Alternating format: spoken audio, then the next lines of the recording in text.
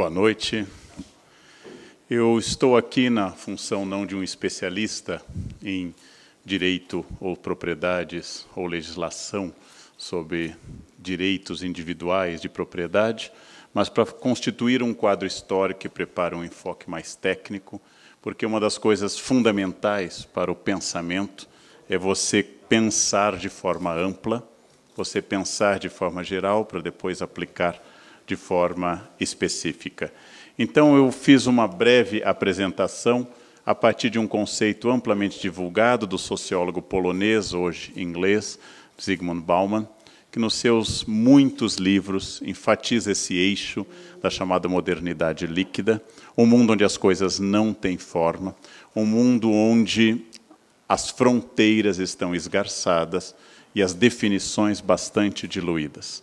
Se eu quisesse um exemplo recente de um mundo sem identidades tão claras, hoje elas estão concentradas em áreas periféricas, como, por exemplo, o Estado Islâmico, e Londres tem a chance de eleger, provavelmente em breve, um prefeito de origem paquistanesa. Essa informação que causaria comoção social há 100 anos, hoje é vista como algo absolutamente normal. Faz parte dessa identidade líquida do professor Bauman a diluição de praticamente todas as fronteiras sólidas, inclusive na área de propriedade, de conhecimento, nas áreas de definições e de identidades a este respeito. O professor Bauman, nos seus 91 anos, tem insistido muito e substituiu o conceito de pós-modernidade do início da carreira pelo conceito de liquidez, que ele é fundamental, sobre medo, sobre amores, sobre capitalismo e assim por diante. Este é um mundo também regido pela linguagem binária do computador, que talvez esteja influenciando no seu espaço curto e na sua lógica de sim e não, de 0 e 1, o pensamento. Nós nunca fomos tão voltados a polarizações, contraditórias ao que eu disse na primeira parte, tanto que a discussão política hoje no Brasil talvez seja a mais rasa, estúpida e limitada de toda a história nacional. A discussão hoje é descobrir se você é do grupo A ou B, e aí ela se encerra. Ela dura 10 segundos até você poder adjetivar o seu inimigo, que naturalmente vai para o inferno, porque você está correto. E essa é uma característica que Descartes já aludia, né? Bom senso, infelizmente, é a única coisa que todos se acham possuidores e de modo suficiente. E este mundo computacional tem trabalhado com essa noção, um conceito. Primeiro eu vou falar um pouquinho historicamente de um conceito de propriedade privada material e depois de uma ampliação deste próprio conceito. A ideia de que alguém tenha alguma coisa, ela é minoritária na espécie humana.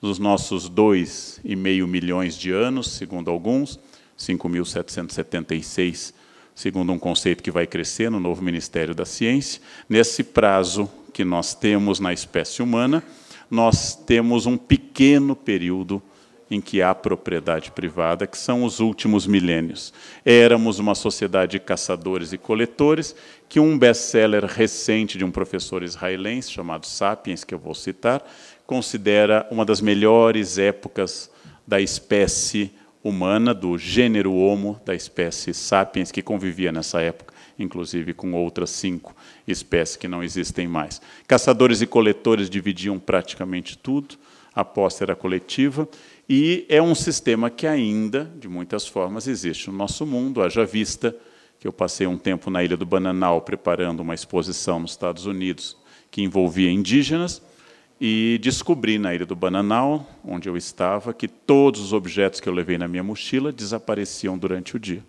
Todos. Meu tablet, meu celular, tudo. Porque os indígenas compartilhavam tudo. E à noite voltavam. Eles desconheciam, diferente de São Paulo, onde desaparecem e não voltam, no mundo indígena eles desapareciam e voltavam, porque não havia a ideia de que eu pudesse ter algo que eu não compartilhasse com a tribo. Tomando banho no rio Araguaia, ao entardecer, com sabonete antibactericida, né, coisinha de toque urbano, né, descobri que eu só podia tomar o primeiro banho, porque todos adoraram o sabonete líquido bactericida, porque era legal. Logo, todos, e não era nem roubo, nem apropriação indébita. Era simplesmente que eu também poderia pegar qualquer coisa que eu quisesse, de qualquer um, porque esta noção de propriedade privada não se estendia nem ao corpo. O chefe da aldeia que eu passei 15 dias tinha uma coisa chamada miquim, não sei se vocês sabem, uma pequena infecção parasitária, e os filhos e esposas e amigos retiravam dele publicamente, inclusive na área genital. Então, lá estava ele sentado e os filhos na área genital retirando o miquim, numa intimidade que raramente nós temos em família, por exemplo, ocidental. Tudo aberto. Esta sociedade de caçadores e coletores foi chamada no 19, especialmente por um livro do Engels, de comunismo primitivo. Engels, copiando um livro de um antropólogo norte-americano, Morgan, adaptou a teoria do materialismo e criou essa expressão de comunismo primitivo. Esse comunismo avant la lettre, que regia um mundo que não reconhecia a ideia de uma propriedade individual. É quase unânime entre os historiadores supor que entre tribos e pequenas aldeias do Oriente Médio, da faixa do Crescente Fértil, surgiu, provavelmente entre o sul da Turquia e o norte do atual Israel, entre tribos de criadores de cabras e ovelhas, pela primeira vez na história, a noção que este rebanho é meu. Por que isso aconteceu? Tem várias explicações, mas a ideia de propriedade privada talvez tenha surgido no Crescente Fértil, na transição entre a Revolução Neolítica e a Revolução Urbana. Ou seja, quando passamos do ano 10.000 a.C. para o ano 3.200, início formal da escrita, já temos uma noção de propriedade privada reforçada pela primeira vez quando o ser humano domestica plantas, especialmente os grandes cereais. Lembrando que os cereais domesticados na Revolução Agrícola Neolítica são os mesmos até hoje. Nós não domesticamos nenhuma outra planta importante depois disso. O acúmulo de cereais empobreceu a alimentação humana, mas propiciou um acúmulo de riquezas extraordinário. Não andando mais para todos os lugares, cuidando mais dos mais velhos, cuidando mais das crianças, as comunidades começaram a crescer e a humanidade deu o primeiro salto demográfico, baixando a qualidade de vida, baixando a alimentação, mas, graças a isso, passou a morar em cidades, aqui ilustrada com uma recriação do que teria sido a Babilônia, passando a morar em cidades, cidades com a Revolução Urbana, que são cidades porque não dependem do setor primário, mas se caracterizam pelo setor secundário, principalmente terciário. Ou seja, cidade não é pelo tamanho, mas é pela independência do setor primário, pessoas que não produzem mais alimentos. E, a partir daqui, uma diferenciação notável que faz surgir o Estado, impostos e tudo mais. Religiões organizadas e, naturalmente, os deuses começam a apoiar a propriedade privada, que esta é a função da sua criação. Os deuses odeiam roubos, os deuses odeiam alguém que não gosta do Estado, porque eles são criados para essa função. E as pessoas passam a naturalizar esse procedimento, de achar que é natural que haja alguém que, por direito divino, mande 100.000 pessoas construir uma pirâmide durante 20 anos. E todos se esforçam em fazer isso. Esse é um dos procedimentos mais notáveis da história. Surge uma diferenciação, aqui exemplificada pela romana, onde a sociedade apresenta homens livres, homens escravos, patrícios, plebeus, escravos e clientes, e assim por diante. E desde o mundo antigo até hoje, nenhuma sociedade mais, fora as indígenas, foram iguais. As sociedades ditas socialistas também são diferenciadas, só que se substitui ali o conceito de burguesia pelo conceito de líder partidário. E esta nova nomenclatura ocupa todas as funções de um grupo privilegiado. Ou seja, como foi dito no início do século XX, capitalismo é o lugar onde a exploração do homem pelo homem e o comunismo é o contrário. É o homem pelo homem. Conseguimos criar esses sistemas opostos. Essa diferenciação, eu uso uma foto que eu fiz mês passado em Papua Nova Guiné, num documentário que eu fiz ao redor do mundo. Eu estou tirando uma foto ao lado do rei daquele lugar, o lugar se chama Mount Hagen, interior da ilha de Nova Guiné. O rei está à minha direita, com uma linda máscara de aves do paraíso, e à direita do rei da minha direita está sua esposa mais velha e mais importante, que ostenta uma concha num local muito distante do litoral, sinal do seu prestígio. Na frente do rei, vocês observam dois distintivos da sua posição social diferenciada. Primeiro, sua máscara de ave do paraíso, que é um pássaro já raro hoje. Mas, acima de tudo, ele tem um colar com pequenos gravetos, e cada graveto desses é um porco que ele matou para dar uma festa. E este é o maior sinal de distinção social. Essa é a quantidade de porcos que ele matou. E o prestígio dele é ter matado porcos para a comunidade. Essa comunidade, bastante estudada por inúmeros antropólogos do passado, e recentemente pelo Jared Diamond, essa é uma comunidade onde a diferenciação existe, mas não é absoluta. Eles estão acima das comunidades indígenas do Bananal, e estão abaixo, nesse campo, das comunidades urbanas ocidentais. As esposas ocupam casas de acordo com a sua dignidade, número de filhos e assim por diante.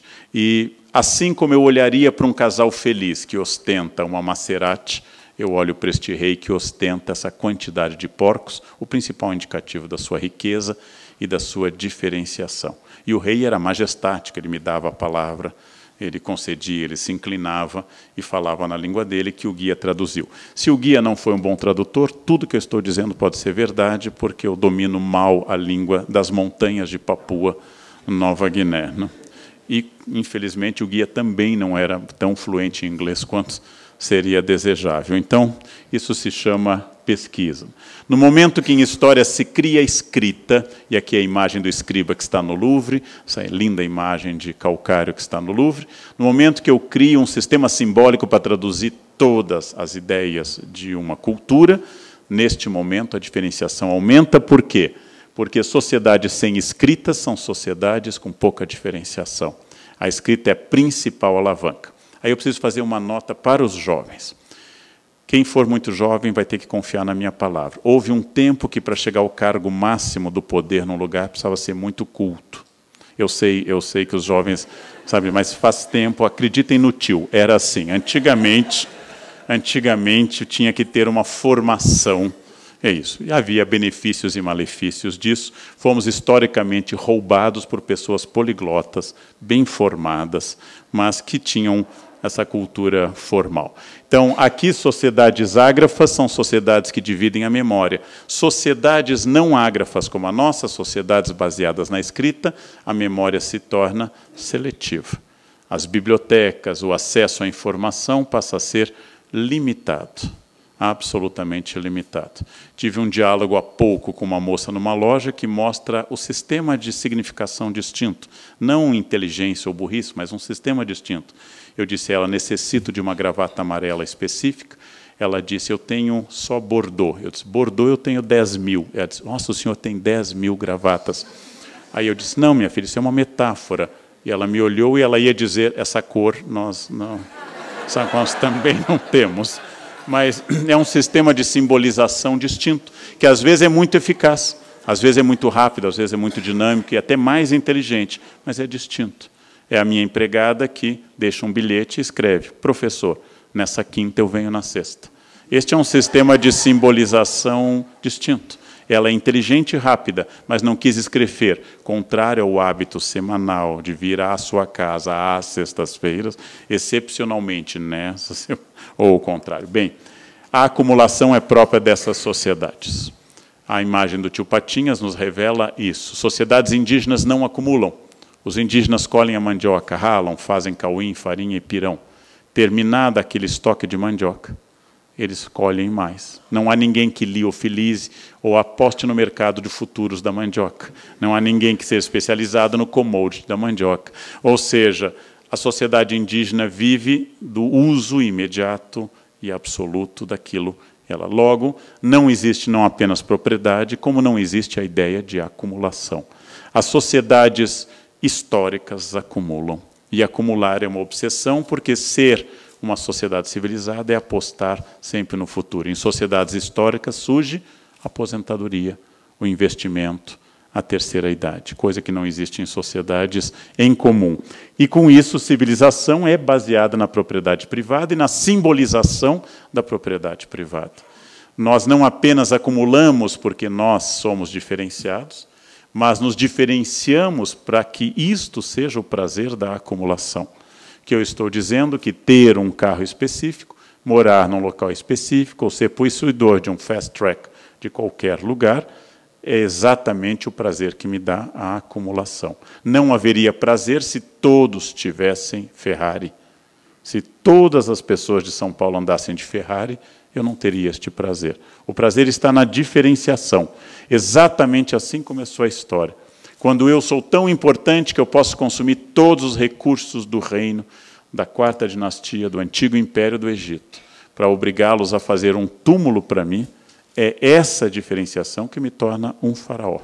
Fechando um círculo em que a propriedade e a importância são dados exatamente porque eu sou diferenciado. Eu, particularmente, não gosto, mas tem gente que adora. Você entra no avião, senta na executiva, serve um champanhe, em geral morninho, e aí você começa a beber, e aí vem a dog class, atrás. E ela lhe olha, e lhe olha sentado, bebendo champanhe, e joga aquela carga de admiração, para dizer o mínimo, e que eu particularmente não gosto. Este é o mais bonito saleiro da história, foi indicado ao imperador Francisco, foi feito pelo italiano Benvenuto Cellini, está no Museu de Viena. Este saleiro tem um pequeno espaço para o sal, a figura de Netuno e Anfitrite, ele tem 7 quilos de ouro puro e tem 14 diamantes ao redor, para botar sal. Se o rei, o imperador Francisco, tivesse posto o sal em cima de uma folha de bananeira, o gosto do sal seria o mesmo. Mas ter este saleiro com a renda superior a várias pessoas ao longo de toda a vida, feita pelo maior escultor daquele momento, Benvenuto Cellini, significa que eu, imperador, tenho uma importância que os outros não têm. Estes saleiros desapareceram, mas hoje foram substituídos pela flor de sal do Himalaia, flor de sal do Atacama, e assim por diante. É essa diferenciação que me torna especial.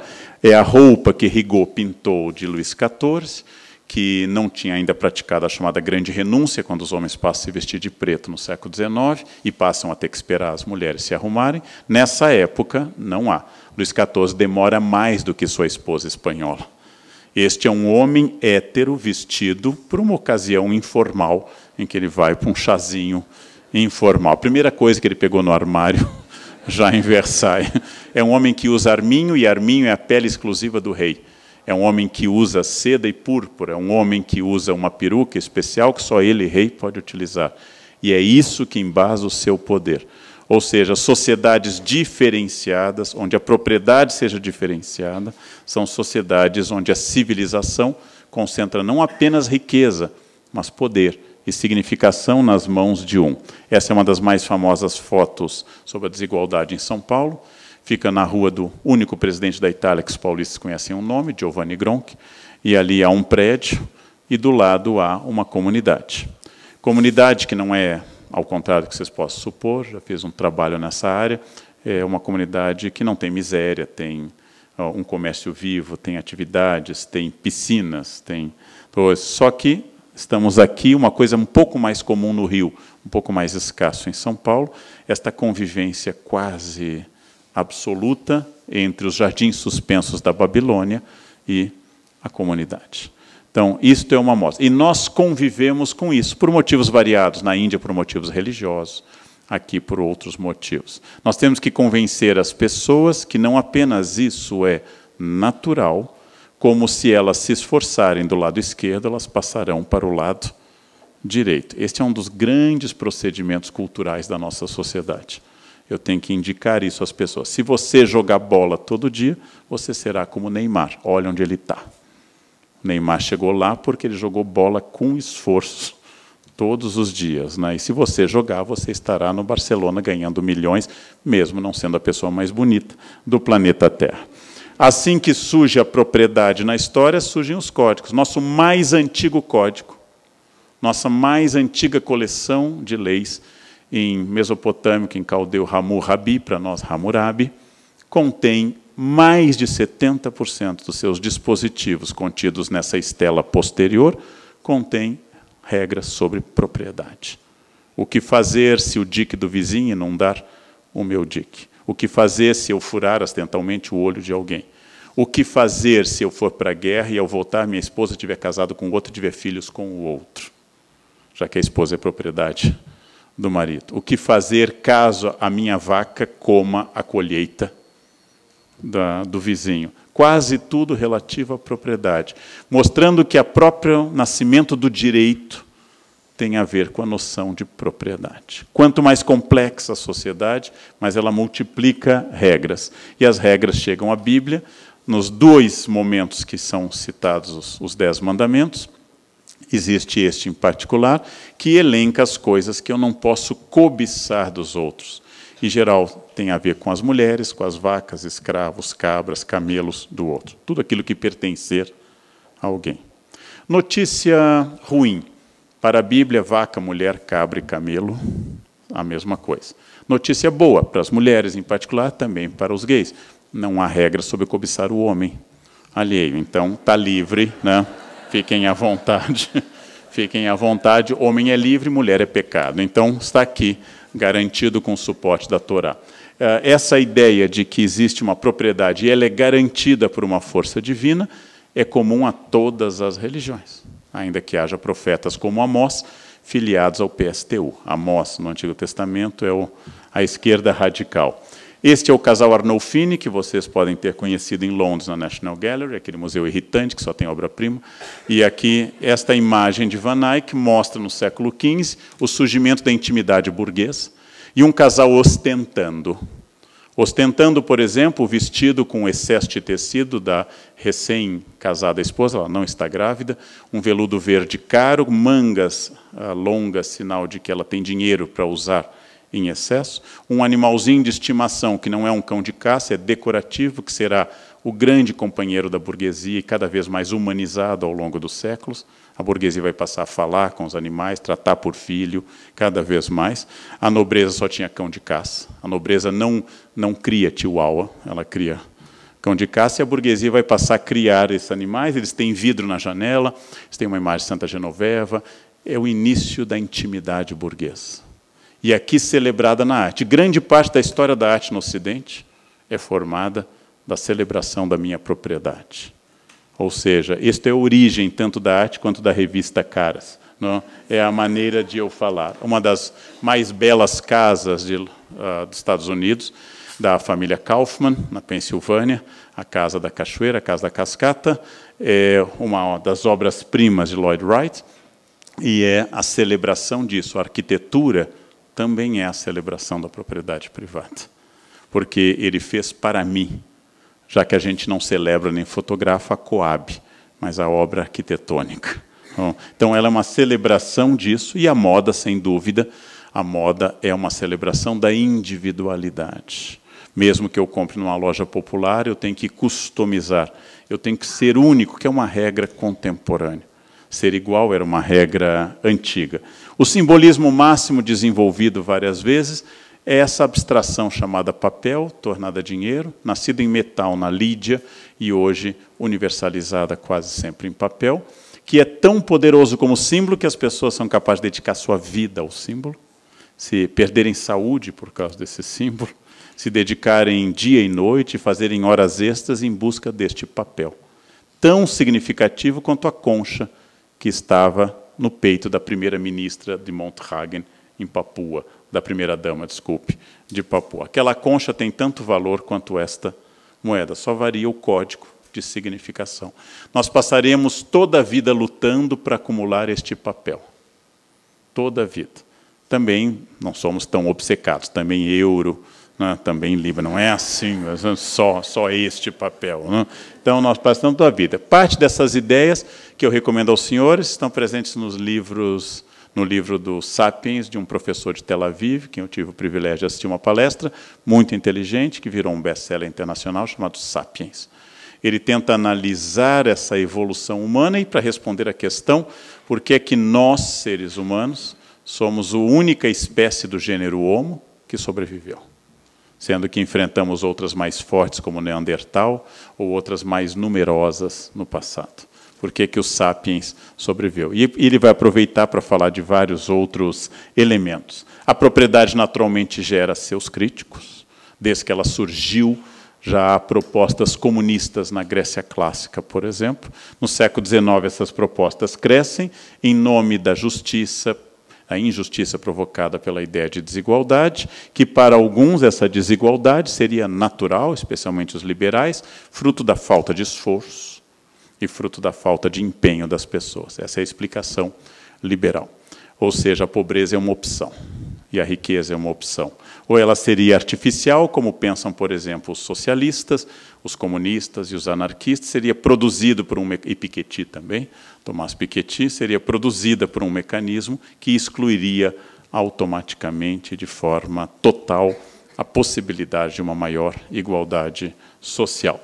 Esse é um debate e nosso querido Rousseau, o homem de Genebra que se integrou aos franceses do Iluminismo, dizia exatamente que os homens viviam em comunidades naturais, aquilo que a gente chama, desde Locke, de estado natural, sem estado e sem classes, e, de repente, alguns homens viram que dançar bem ou ser mais eloquente tinha privilégios. E esses privilégios podiam se transformar em valor e mercadoria. Então, assim diz Rousseau, no seu tratado, que o fundador da sociedade, como nós a conhecemos, é aquele que cercou a sua propriedade e convenceu os outros que aquilo era verdade. E aí é muito interessante, porque Rousseau pergunta por que é que ninguém o enfrentou. Por que neste mundo em que a terra era de todos, alguém disse, não, esta é minha. E ninguém o enfrentou. E a solução é dada pelo próprio Rousseau, porque Rousseau diz que quem poderia enfrentar seriam os mais capazes, os mais rápidos, os mais espertos, os mais fortes, mas são esses que se apropriaram das terras. A solução de Rousseau é genial. Rousseau amou o dinheiro a vida inteira, morreu rico, buscou dinheiro a vida inteira e sempre criticou a propriedade privada. Defendeu as crianças e abandonou todos os filhos que teve. Rousseau amou a humanidade e odiou a seu próximo, como se diz dele há mais de 250 anos. Mas ele tocou numa chave importante. Por que é que o sistema político não é resolvido pelas cabeças mais capazes? Porque as cabeças mais capazes estão ocupadas em fazer o sistema político beneficiá-los e não resolver. Não? E os bem-intencionados geralmente são limitados, porque geralmente bondade é acompanhada de pouca inteligência e maldade é acompanhada de muita inteligência, tirando os aqui presentes, que são bons e inteligentes naturalmente. Não? Então, é do mais belo dos anjos que vem a rebelião, é de Lúcifer, o único que não era nerd, o único que não era Papa Hóstia, Papa Vago de Deus. Bem, até aqui tudo que eu falei muito brevemente, que já foi alvo de um longo curso que eu dei na Casa Saber sobre a origem da desigualdade da propriedade material, nós estamos falando estritamente do que havia até o século XVI, a propriedade propriamente material. A não ser com raras exceções, o que se considerava propriedade protegida pela lei e por Deus não dizia respeito a ideias, ou sequer a patentes, mas exclusivamente sobre a propriedade. Por exemplo, no fim da Idade Média, quando o mercado do Trecento, por exemplo, italiano, é dominado ainda pela arte bizantina, um quadro como este ícone, essa Theotokos, essa Mãe de Deus, vale exclusivamente por duas coisas. Quantidade de ouro presente no quadro e de lápis lazuli. Dois materiais escassos, ouro está escasso na Europa, lápis lazuli vinha do Afeganistão, não tinha ainda a fonte do Chile que nós temos hoje. Eu media quanto o quadro tinha de ouro e ele valia isso. Esse foi o único critério objetivo de toda a história da arte. O quadro valia a quantidade de ouro que ele tinha. Não envolvia o talento do artista. Ninguém convenceria um homem medieval que isto poderia valer 1 milhão de qualquer coisa, porque foi pintado pela pintora grega Beatriz Milhazes. Por exemplo, ninguém convenceria um homem medieval que um nome agregaria valor a isso, porque ainda não surgiu o artista. Só existe ainda o artesão. E o artesão é aquele que reproduz em série um produto com mais ou menos habilidade. Não existe o artista. O mercado é dominado pela corporação de ofício, cujo objetivo é impedir a chegada da concorrência, dividindo o mercado da cidade e estabelecendo o justo preço e o lucro possível para isso. O objetivo da corporação do ofício, impedir a chegada do Uber, ou seja, da concorrência de fora. A corporação de ofício é um sistema engessado, perfeitamente adaptado a uma cidade pequena e a um mercado limitado, mas que começa a se chocar quando os mercados ficam nacionais e quando os mercados ficam mundiais a partir do fim do século XV. Ou seja, a corporação de ofício é importante, mas É na Inglaterra, onde as relações capitalistas avançaram mais rápido, junto com a Holanda, Países Baixos, Flandres e Inglaterra, onde as relações do capitalismo fizeram surgir precocemente coisas como seguros. É na Inglaterra em que essa questão avança mais. Shakespeare não imprimiu suas peças. Shakespeare nasceu em 1564, no governo de Elizabeth I, e morreu em 1616, governo do seu primo James I. Shakespeare não imprimiu nunca nenhuma peça, porque no momento que ele imprimisse uma peça dele, todos os outros teatrólogos e atores de Londres passariam a encenar a peça dele sem pagar nada para ele.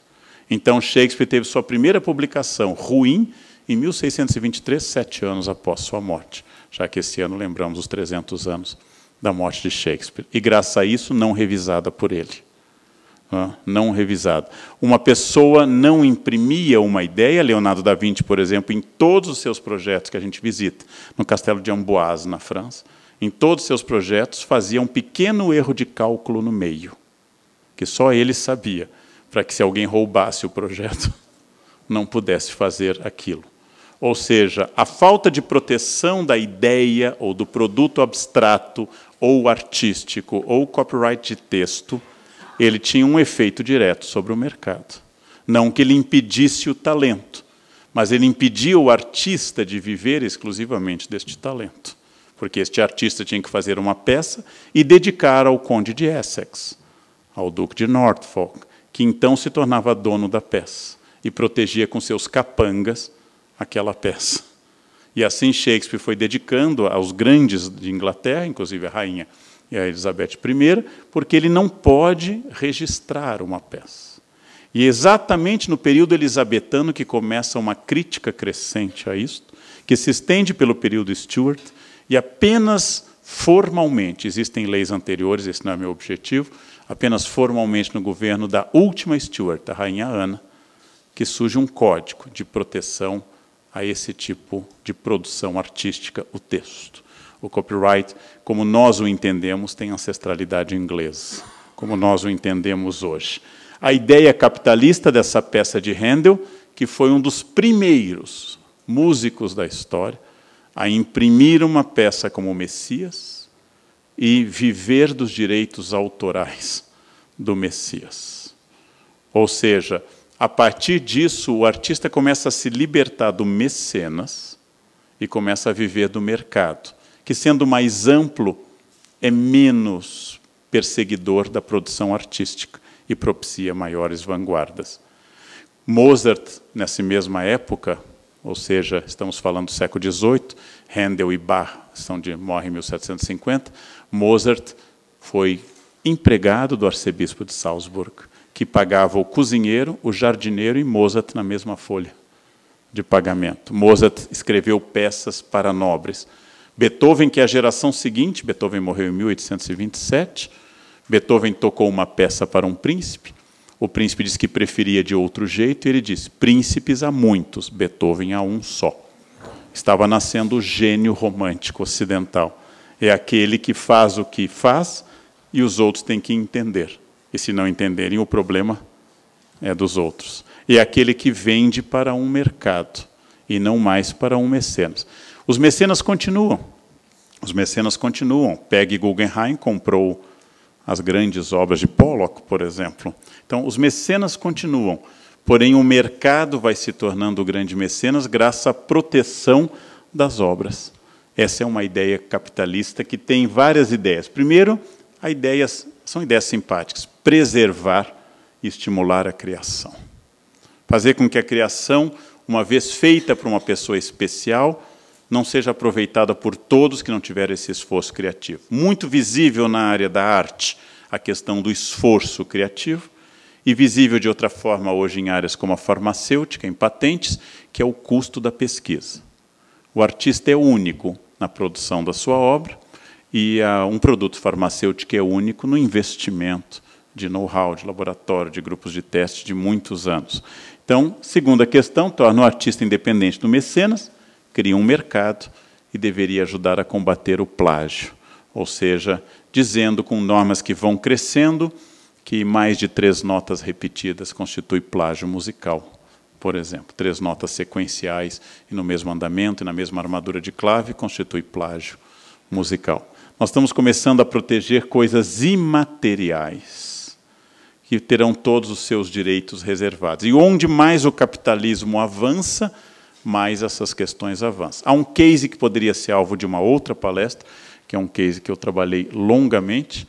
Em 1959, quando Cuba se tornou uma ilha que rompeu com o sistema tradicional da América, e principalmente depois do rompimento formal com os Estados Unidos em 61, Cuba rompeu com toda a ideia de direito autoral. E todos os livros de todo mundo entraram em Cuba a preços muito baixos, sem direitos autorais. O resultado entre 62 e 70, que eu analisei muito, é uma explosão de publicações em Cuba, porque todo e qualquer livro podia ser publicado, e os alunos tinham acesso a livros muito baratos, lado bom. O resultado é que, curiosamente, Cuba não produziu mais nenhum grande escritor no futuro. E o único seu grande escritor estava exilado, fugindo da ditadura castrista. Ou seja, Cuba apropriou-se do que os outros produziam a um preço baixo, e beneficiou muita gente com isso, e deixou de ser um centro produtivo, porque não interessava mais a nenhum artista trabalhar pela glória de Cuba. Apenas. O resultado é que, aparentemente, a desigualdade e a adversidade estimulam a produção. E a igualdade parece sufocá-la. Lembrem que, no período mais terrível da ditadura militar, tínhamos Chico, Caetano e Gil produzindo. E hoje o foco é a dissolução de Calypso. Ou seja, agora que temos a liberdade absoluta, não temos mais a perseguição e tudo mais, nós temos essas questões importantes. Os direitos são muito variáveis na legislação, e vai surgir uma legislação que vocês conhecem melhor do que eu, que não é meu objetivo, de que mesmo morto alguém continue enriquecendo parasitas da família. Ou seja, aliás, todo gênio gera uma cambada de vampiros extraordinários. O gênio esteriliza 2 gerações. 2 gerações. Não surge nada depois dele, e a família fica só vendo quem é que põe os quadros de papai num livro ou a música de vovó. É impressionante. É impressionante. É que eu comprei arte há muito tempo, isso é impressionante. Morreu Prince tinha mais ou menos 15 milhões de músicas, é metáfora, então ele tinha mais ou menos 15 milhões de músicas guardadas, e Prince hoje vai enriquecer, não se sabe nem quem. Porque ele tem, se torna propriedade imaterial ou cultural, se torna um bem igual à herança. A herança. Lembrem que Michael Jackson comprou todos os direitos de música dos Beatles e casou com Priscilla Presley, que tinha todos os direitos de Elvis Presley. Um casamento de pura sexualidade, né? Puro interesse físico um no outro. Então, esses direitos se tornam um dos centros. E, curiosamente, como Marx é um dos melhores analistas para o capitalismo em vigor e um péssimo profeta para como escapar dos seus males, Marx profetizou que no capitalismo tudo se transformaria em mercadoria, inclusive as ideias. Inclusive a crítica ao capitalismo seria uma mercadoria no futuro. Então, isso é uma ideia muito interessante. Na nossa sociedade, de fato, capitalizada, tudo se transformou em mercadoria, para o bem e para o mal. É assim que nós somos. A ideia tradicional é que, onde houver mais defesa da produção, é uma ideia que eu compartilho, existe mais estímulo à produção. É um grande prazer escrever livros.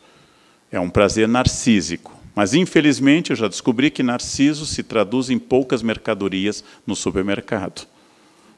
É pouco convincente eu chegar ao Pão de Açúcar, de onde eu moro, e dizer, lancei mais um livro. Parece que o dono é indiferente a essa produtividade. Mas produzir um outro livro traz direitos autorais.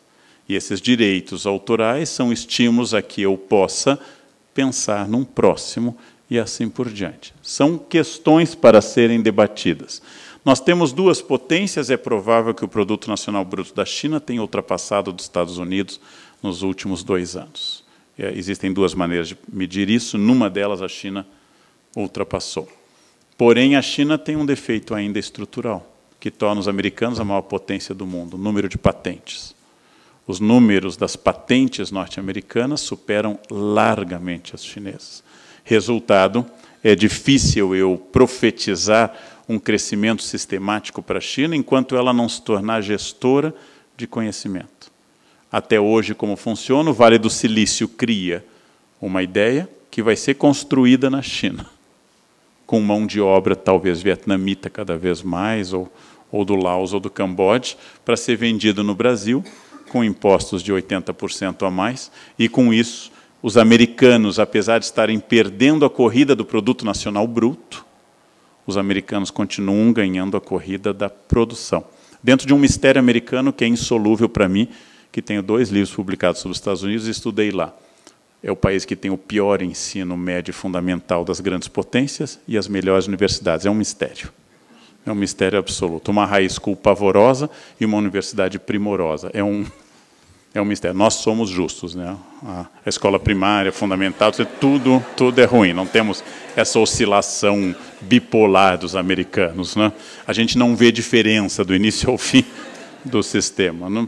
Então, a desigualdade talvez também possa ser pensada, esse é um debate que daria outra palestra, que a falta de proteção efetiva a direitos de propriedade na China, apesar da China fazer parte da Organização Mundial de Comércio, a China é campeã disso, e a China, uma aluna minha perguntou no mercado da seda em Pequim, ela perguntou ao cara de uma bolsa Prada, comprou e descobriu que por fora a bolsa é Prada e por dentro é Louis Vuitton.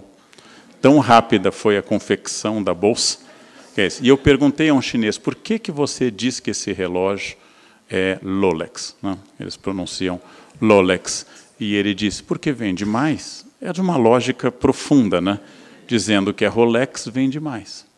Ou seja, é a lógica imediata em detrimento da lógica da criação. O salto da China para o capitalismo foi muito rápido, e essas questões ainda se sobrepõem neste caso. A partir desta definição capitalista, o direito à propriedade se torna central no Ocidente, se torna definidor das coisas no Ocidente, e nós passamos a pensar em torno deles. Se não houvesse direito à propriedade, não haveria provavelmente nem arte, provavelmente não haveria Estado e não haveria advogados. Provavelmente. Olha como vocês têm que lutar.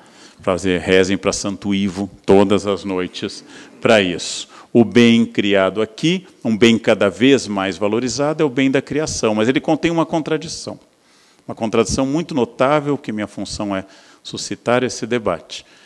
Nós valorizamos muito a criação. Os RH são obcecados por gente criativa, ainda que selecionem só pessoas que se vistam na entrevista exatamente igual a todo mundo. Mas depois disso tem que ser criativo. Depois da entrevista do RH, pelo velho problema que todas as empresas têm. Elas contratam pelo currículo e demitem pela personalidade. Este é o problema. Ninguém é demitido pelo currículo. Nós avaliamos melhor o seu currículo e você está demitido. Todo mundo é demitido pela personalidade.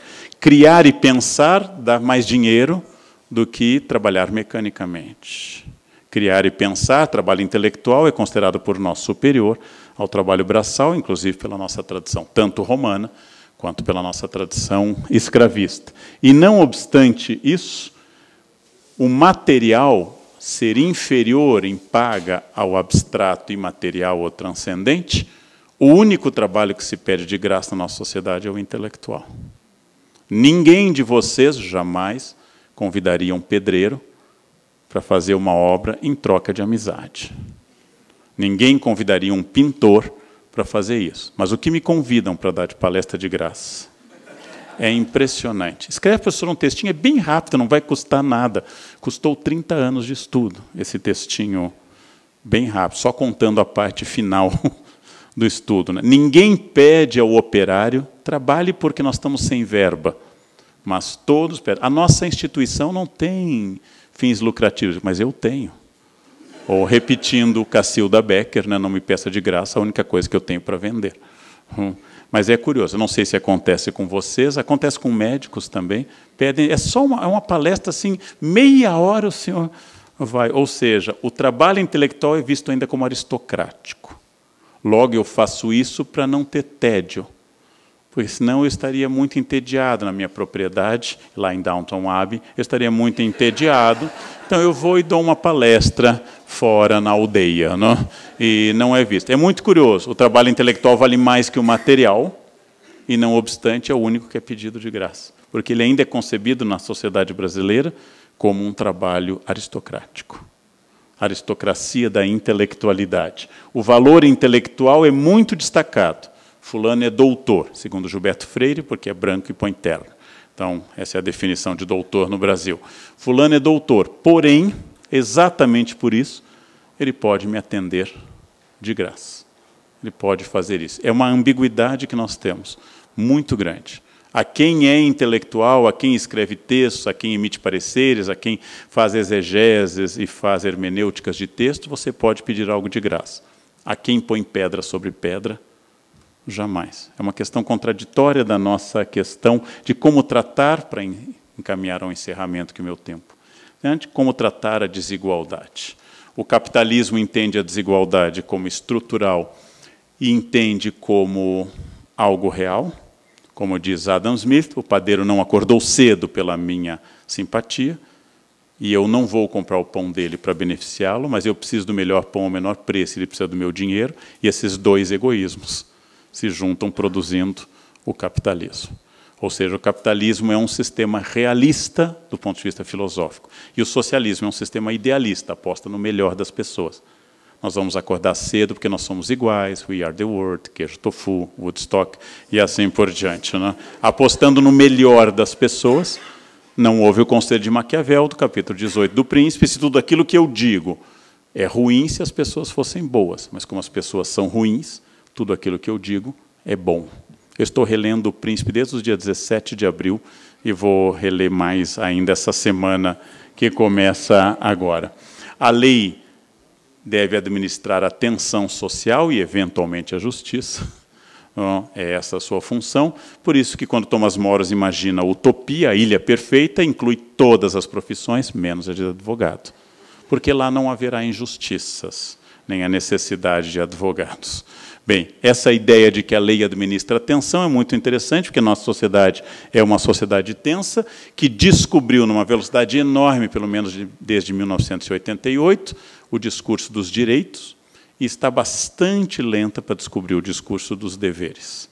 Os meus direitos, geralmente é uma silepse de número, os meus direitos são muito fortes, mas os meus deveres são mais escassos. E é uma sociedade que não se enxerga dentro do todo. Então, é o dentista que me ocupa por 1 hora reclamando do governo, e ao final me pergunta se eu quero recibo daquela consulta. Ou seja, aquela corrupção é distinta dessa.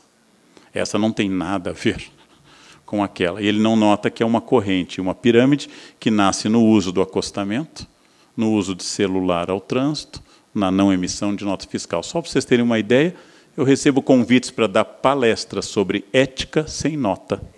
Para vocês terem uma ideia do ponto.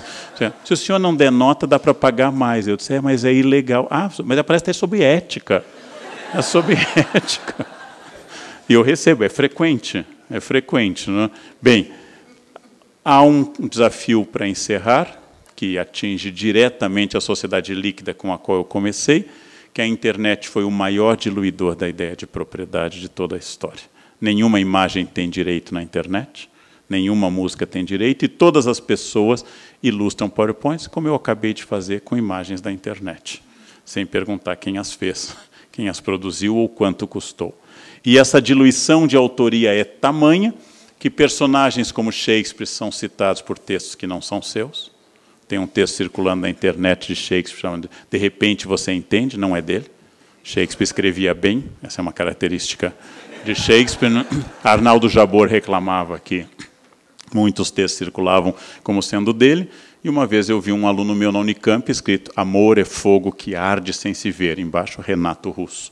Ou seja, essa ideia, nessa era líquida, diluiu toda e qualquer fronteira. As fronteiras ficaram muito esgarçadas. E com isso, para o bem e para o mal, nós estamos com um conceito transformado de propriedade privada neste momento. Imaginar que alguém deveria pagar para cantar o parabéns a você, era uma ideia que não passava pela cabeça das pessoas. Num mundo em que a informação voa e voa de forma absoluta, dizer de onde saiu a informação original e a quem ela pertence é uma das coisas mais complicadas neste mundo.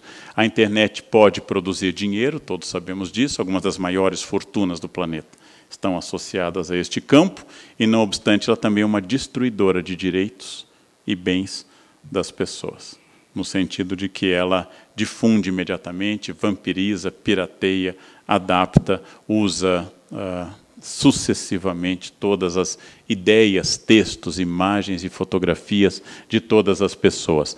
A imagem contraditória do gelo pegando fogo é o contraditório que vocês têm que administrar. Se diz, desde que Beccaria falou do direito iluminista na Itália, que administrar o contraditório é administrar a justiça. Se tudo fosse igual, não haveria justiça.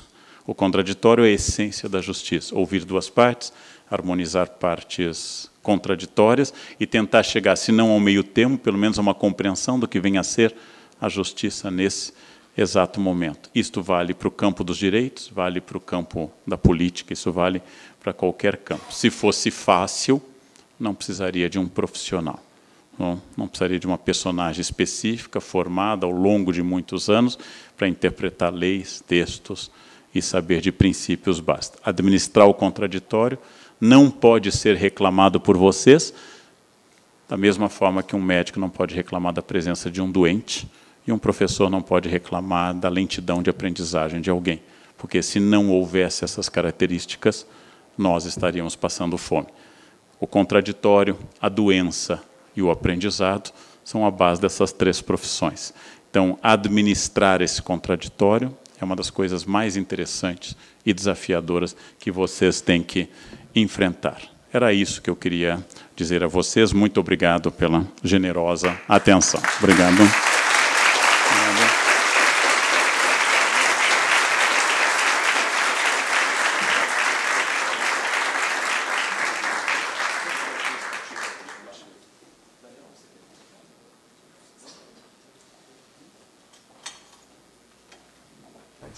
Luz aqui bem na minha frente que está complicado.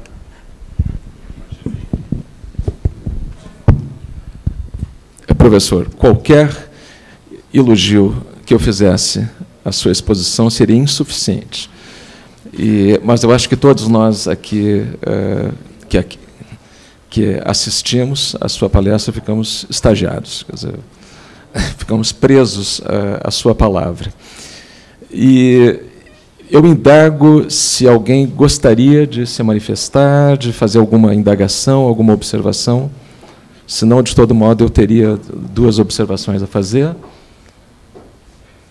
Quem quiser, sim, tem microfone aí disponível?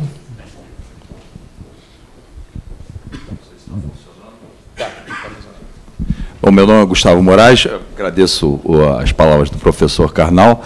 Se fosse possível, professor, assim, eu sempre penso na primeira lei de propriedade intelectual do Brasil, que veio com Dom João VI. Né? Dom João VI, alguns dizem, deu aquele drible sem bola em Napoleão, veio aqui para a colônia, acho que foi o único que fez isso, né? E, entre várias coisas que fez ao chegar no Rio de Janeiro, fez a primeira lei de patente, lá em 1809.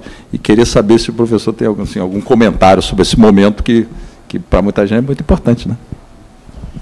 Ao chegar a Salvador no verão de 1808 e ao Rio de Janeiro, pouco tempo depois, o príncipe Dom João teve que produzir na colônia uma nova metrópole.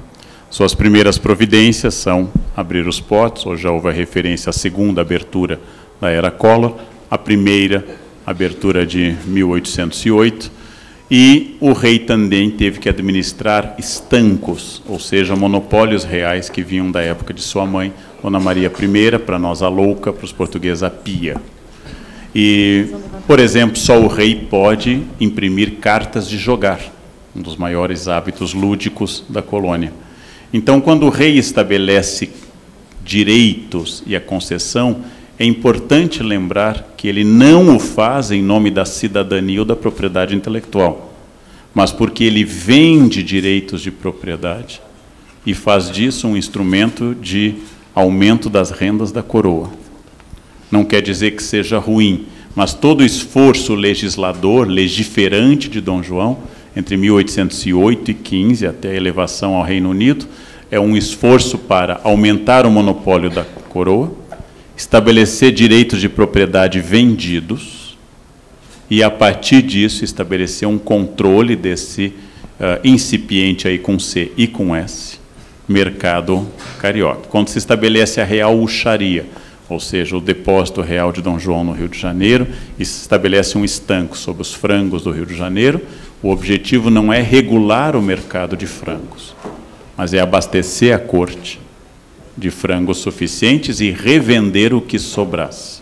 Não é à toa que nosso primeiro romance urbano, Memória de um Sargento de Milícias, ironiza esta venda de cargos, prebendas e patentes em todo instante. Tanto patentes no sentido estrito, como estava neste momento sendo discutido, como patentes militares e de nobreza também. Então, o Estado brasileiro, tradicionalmente, faz legislação tendo em vista o bem do legislador. Essa é uma tradição que nós superaremos um dia. Aqueles que viverem bastante, talvez vejam este momento. E quando nós, no Estado brasileiro, falamos justiça ou ética, estamos querendo derrubar alguém. O Estado brasileiro não luta por ética como valor em si. E quando o Congresso diz, devo derrubar, significa que o governo não ofereceu o suficiente ao Congresso. Quando o governante não domina o Congresso, por exemplo, Collor e, por exemplo, Dilma, o impeachment não ocorre. Quando domina FHC e Lula, não ocorre. Então, nós não estamos discutindo justiça, estamos discutindo controle político. Projetos de poder, que devem ser revestidos de bem das colônias, bem do Brasil, bem del rei e assim por diante. Não é o que ocorre. Como Raimundo Faoro, ex-presidente da OAB e grande autor de Os Donos do Poder, na década de 50, explicou, no Brasil o Estado é descolado da nação. Ele usa a teoria weberiana, o Estado tem uma lógica descolada da nação. E isso é preciso entender que tudo que vem do Estado é um projeto de poder, e não um projeto de construção nacional, ou de cidadania, ou de luta. E, às vezes, por acidente, ocorre essa cidadania. É um acidente, é um efeito colateral indesejado do processo legislativo. Sai uma lei Maria da Penha, assim, do nada, e, de repente, ela é benéfica. Ela é benéfica ao progresso da cidadania. Outra questão? Alguma outra questão? Professor, na sua exposição, ao falar sobre a idealização de uma sociedade perfeitamente igualitária, livre de injustiças, e você passou por Jean-Jacques Rousseau, e deu um mergulho no mundo antigo. Aí eu gostaria de lembrar que Platão, na sua República, idealizou uma sociedade totalmente igualitária, e eu acredito, e por favor me corrija, que os idealizadores do socialismo ao longo do século XIX beberam na fonte platônica. Aristóteles, ao contrário, disse duas coisas a respeito disso, pelo menos, na política, dizendo que a maior injustiça é tratar igualmente os desiguais. Isso é uma coisa, e outra crítica à sociedade igualitária idealizada por Platão na República era de que era melhor ser órfão do que ser um filho da República de Platão. Não sei se você tem algum comentário a respeito disso. Platão é um idealista. Platão pressupôs uma sociedade que pode ser chamada, dependendo do conceito, de comunista, inclusive. Platão era um homem rico, bastante rico. Em determinado momento, ele decidiu implementar suas ideias e foi junto ao tirano Dionísio, e o desastre, vocês sabem, foi gigantesco. Intelectual administrando é um problema. Os intelectuais sempre devem ser ouvidos, mas jamais entrega o almoxarifado a um cientista social, a um filósofo ou a um historiador. Os intelectuais são essenciais para a crítica social, eles são fundamentais para ampliar a cabeça das pessoas, mas não peça a eles coisas complexas como amarrar cadarço, ou então saber a diferença entre um cabo USB e HDMI. Essas questões devem ser deixadas a outras pessoas. E não é brincadeira. Raramente um intelectual é uma pessoa prática, porque trabalhando com ideais e conceitos, ele é forçado a ver os defeitos de todas as coisas, que é um treino.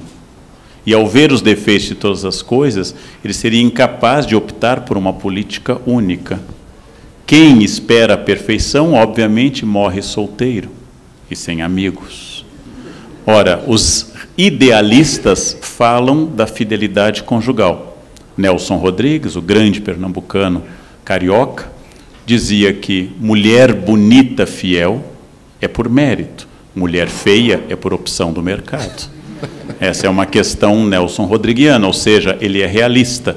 Ele não pensa na sociedade como deveria ser, mas como ela é, como Maquiavel, realista. Aristóteles pressupõe a existência de escravos para que exista democracia.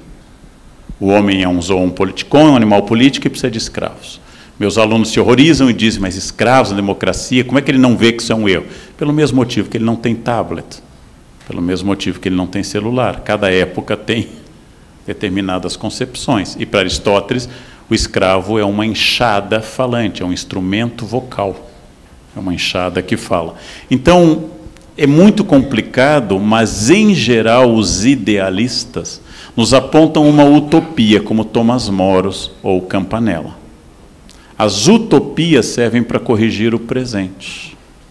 Ou seja, eu estabeleço um mundo perfeito, como Montaigne falou dos canibais do Brasil nos seus ensaios, para que o mundo francês do século XVI se reforme. E isto é a grande importância de toda a utopia. É por pensar num Congresso perfeito que eu posso criticar o Congresso atual.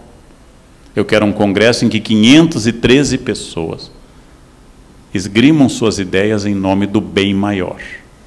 Isto nunca existiu e acho que é provável que nunca venha a existir. Mas é em nome dessa utopia que eu corrijo o presente. Qual é o drama disso? As utopias implementadas costumam ser violentas, porque elas têm que destruir o mundo real para implantar o ideal. Por isso que genocídios como o do Camboja, que talvez vitime metade da população no prazo de 4 anos, o Khmer Vermelho tem na cabeça uma utopia comunista e implanta rapidamente essa utopia. E ao implantar rapidamente, elimina metade da população. As utopias, sejam elas, religiosas, comunistas, católicas, o que forem, elas são muito destruidoras da realidade, porque elas não negociam. Elas são divisões Panzer das ideias que vão passando por cima e implantando este novo mundo. Este novo mundo costuma ser muito violento. Esse é o Admirável Mundo Novo, ou 84 do Orwell, ou o livro do Huxley, ou 84 do Orwell. Ao implantar uma utopia, eu destruo a realidade. É interessante que você falou sobre o fato de Aristóteles ter tido escravos. Na realidade, ele defendeu a escravidão na política, e isso, a meu ver, serviu de base para a postura, a atitude plácida da Igreja Católica durante séculos em relação à escravidão e a barbaridade que foi, inclusive aqui no Brasil. O Platão também tinha escravos, mas ele dizia que ele não castigava os escravos dele. Então, alguém gostaria de fazer ainda o uso da palavra? Senão, eu vou fazer mais uma observação, e eu não quero roubar o tempo do Daniel, que está ali esperando para fazer a exposição, mas só um aspecto. Você abriu a sua palestra citando o Zygmunt Bauer e o mundo líquido, né? Esse colapso das fronteiras em todos os setores, essa desmaterialização do mundo também. Essa desmaterialização, ou esse colapso de fronteiras, essa transformação, eu não preciso nem falar em forma, porque a palavra forma já está embutida, né? A transformação das coisas, ela é sempre precedida de movimentos artísticos. Então, lembra, por exemplo, nas artes plásticas, o pontilhismo de Monet, Edouard Manet, e também a deformação promovida por Georges Braque, também já no século XX, né, muito criticada na época, e também no mundo musical, né, o abandono do sistema tonal, né, por Schoenberg e Alban Berg e outros na época. Como é que você vê isso? Você vê realmente uma antecipação da parte dos artistas? Nós tomamos a vanguarda impressionista a partir de 1870, 72, com Claude Monet, e logo em seguida Renoir e os outros, como a primeira grande dissolução da linha, do desenho, da perspectiva. Depois as vanguardas representadas no século XX, 1905, 6, Matisse, 1906, 7, o cubismo de Picasso, e principalmente o dadaísmo a partir de 17 e 24, nós tomamos essas referências faz 120 anos que nós estamos destruindo forma, linha e sentido, com reações inclusive de hiperrealismo, mas faz 120 anos estamos destruindo. Como se protege os direitos autorais de um happening? Como se protege os direitos autorais de um acontecimento, como liberar oxigênio no deserto de Mojave, por exemplo? Como se protege os direitos autorais de uma escultura feita de gelo na escadaria do municipal que derrete? Como proteger os direitos autorais do artista colombiano que defecou em latas de alumínio e passou a vender as fezes como obra de arte? Como defender os direitos autorais disso? A arte está dissolvendo o sujeito e hoje o mais bem pago artista do mundo ocidental, Damien Hirst, nem faz mais as suas obras. Ao fazer seu tubarão no formol, ao fazer sua vaca no formol, ele simplesmente tem a ideia e os funcionários fazem aqui. Nós estamos tirando, inclusive, a tecné, usando a expressão platônica, e também Aristóteles, a tecné da arte. Estamos dissolvendo, e aí volta ao velho Marx, ao jovem Marx, que ele tinha 30 anos na época do Manifesto, onde tudo que é sólido desmancha no ar, tema também do livro do Marshall Berman. Essa ideia de dissolução do desenho, da linha e do sentido, e a dissolução de tudo, na música a dissolução dos ritmos sequenciais, a dissolução da escala tonal, o surgimento do dodecafonismo, o atonalismo, o minimalismo e toda a ênfase contemporânea na destruição da ideia da melodia, ela significa uma intensa intelectualização da música que a afastou por completo do grande público. Hoje é preciso de guia para ver uma obra de arte. E só para deixá-los tranquilos, eu trabalho com arte há 30 anos, eu compro, analiso, faço crítica, dou certificado de autenticidade à arte. Fui com um grupo de alunos de pós-graduação à Bienal. Cerquei uma obra que me pareceu muito criativa, enxadas variadas, um monte de areia. Pensei uma celebração do trabalho, algo no estilo do Cildo Meirelles inicial. Me aproximei para procurar o cartaz, era uma obra mesmo, eram funcionários que estavam fechando a parede. Quando um especialista em arte não percebe o que é arte e o que é obra, vocês podem se sentir à vontade para dizer, por exemplo, eu não entendo. Porque, em primeiro lugar, não é para entender mesmo, porque a arte não apela mais à razão. Não é para entender, esse não é o objetivo. O objetivo, em geral, é épater a bourgeoisie, escandalizar a burguesia. Mas a burguesia não se escandaliza com nada que não seja hoje queda da Bolsa de Valores, né? Não é com a arte. Nossa, voltei da Bienal chocado. Ninguém mais se choca. Ninguém mais se choca na Bienal. Então, nós temos hoje também a dissolução até da capacidade de se surpreender e chocar. Não há nada mais que a gente possa considerar possível. Eu digo isso, mas confesso aos senhores que, mesmo lendo sobre política, quase diariamente, a votação do dia 17 de abril me chocou. Eu sabia daquilo, mas é como você saber que é traído, é diferente de encontrar na cama.